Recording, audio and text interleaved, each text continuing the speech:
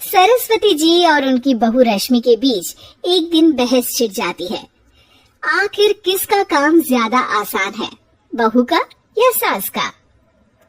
माँ जी, सास को काम ही क्या है, आपके सारे काम उंगलियों पे तो हो जाते हैं। कुछ भी। हाँ, हिसाब तो उंगलियों पे ही हो जाता है ना। अरे बेटा, ऐसा सिर्फ अभी लगता है, जो मुझे करना पड़ता है ना वो तुझे करना पड़े तो समझ आएगा कि असली काम का पहाड़ कैसा होता है।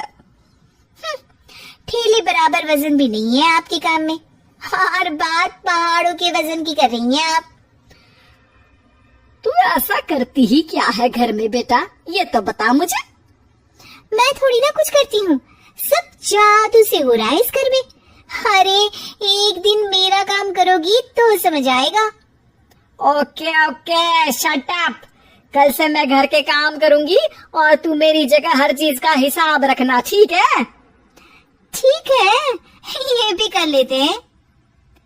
ये सास बहू की डील के बारे में रश्मि के पति अमन को नहीं पता था और न ही अमन के पिताजी सुरेश जी को। पर गेहूं के साथ साथ जैसे घुन भी पिस जाता है, ये दोनों भी पिसने वाले थे। सुबह अमन उठकर रेडी होता है ऑफिस जाने के लिए, तो पता है उसके कपड़े नहीं निकले हुए हैं। अरे रश्मि, तुमने मेरे कपड़े नहीं निकाले? अपनी माँ से पूछो ना, उन्हीं का काम है ये। अमन अपनी माँ के पास जाता है। अब मेरे कपड़े आज आप देने वाले हो क्या माँ? हाँ, देना तो मुझे ही चाहिए, पर तेरी बहू ने कपड़े धोने ही नहीं डाले, तो कोई भी धुला हुआ कपड़ा नहीं है बेटा। हैं? ऐसा क्यों? कपड़े तो धोने आप ही देते हो ना माँ? अरे बहू ने तुझे बताया नहीं, अब हम अदल बदल गए हैं, मैं अब बहू और तेरी बीवी सास। अमन परेशान हो गया। वो बिना इस्त्री के कपड़े पहनकर ऑफिस चला गया। सरस्वती जी अपने घुटने के दर्द के कारण झुककर घर साफ नहीं कर पा रही थी और ना ही खाना बनाना याद रख पाई। उधर रश्मि पहले ही दिन घर की चाबी घुमा चुकी थी और 300 रुपए का हिसाब अलग नहीं मिल रहा था। पर दोनों का ही घमंड कैलाश पर्वत से भी बड़ा था और दोनों ही खेमे एक दूसरे की बात मानने को बिल्कुल तैयार नहीं थे। शाम को जब सुरेश जी और अमन खाना खाने बैठते हैं तो सरस्वती जी उनके सामने गाजर और पपीते लाकर रख देती हैं। अरे माँ, ये क्या है? ख्याली पुलाव के साथ सलाद। माँ जी खाना बनाना भूल गई लगता है। अरे एक एक चमन्नी का हिसाब है मेरे पास, खाना बनाना कैसे भूल जाऊंगी? ये तो मैंने पढ़ा था कि फल फ्रूट खाने से सेहत अच्छी रहती है, इसीलिए ये ले, एक फल खा ले। रात को सुरेश जी और अमन अपनी मीटिंग बिठाते हैं अकेले में। बाबूजी, इनकी लड़ाई के कारण ना हमें ठीक से खाना मिल रहा है, उल्टा करके सारे काम रुक गए हैं। हाँ बेटा, 2 भैंसों की लड़ाई में बेचारे खेत के पौधों का भी नुकसान हो रहा है। पर पापा, क्या बताऊं आपको, मैंने माँ को इस महीने की 2 तारीख को बिजली के बिल के पैसे दिए थे। आज बिल भरने के लिए मांगने गया तो पता चला कि रश्मि उन पैसों से गैस सिलेंडर ले आई।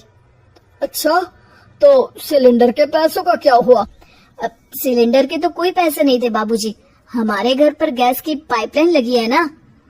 बेटा, इन दोनों का कुछ करना पड़ेगा, नहीं तो अपने घमंड के चक्कर में पूरा घर बर्बाद कर डालेंगे ये दोनों। अमन और सुरेश जी काफी सोच विचार के बाद एक निष्कर्ष पर पहुंचते हैं। रात ही को दोनों अपनी पत्नियों की अलमारी से नई साड़ी निकालते हैं और सुबह जब रश्मि और सरस्वती जी उठते हैं तो देखते हैं कि दोनों पति साड़ी पहनकर चढ़ाव पर सब्जियां काट रहे हैं। अरे ये सब क्या हो रहा है? क्या हो रहा है मतलब? आप दोनों अदल बदल हो सकते हो तो हम क्यों नहीं? अरे क्या मतलब? नहीं नहीं, मेरी भी बचपन से किसी की बहू बनने की इच्छा थी, तो आज से सरस्वती तुम बड़ी बहू, मैं मिडल बहू और अमन छोटी बहू। अरे लेकिन सब घर पर बैठ जाएंगे तो कमाएगा कौन? ये घर कैसे चलेगा? अब वो तो भैया या बाकी लोग जाने, अब हमने भी अदल बदल कर ही लिया है तो कुछ नहीं हो सकता। रश्मि और सरस्वती जी को समझ में आ जाता है कि उन दोनों की आपस की डील की वजह से इन दोनों को बहुत तकलीफ हो रही है और उनके ईगो ने दूसरों को कितनी यातनाएं दी है। असल में माँ जी आप सही थी, सास बनना बहुत मुश्किल है। अरे हाँ बेटा, और तू भी, मुझसे तो नहीं हो पाया सब घर के काम, वापस बदल ले क्या? हाँ हाँ बिल्कुल माँ जी, और अब आप दोनों भी बदल लीजिए। कोई आ गया तो आप दोनों को देखकर क्या सोचेगा? अच्छा है, आप दोनों के समझ में ये बात तो आई। मैं फटाक से कपड़े बदल लेता हूँ।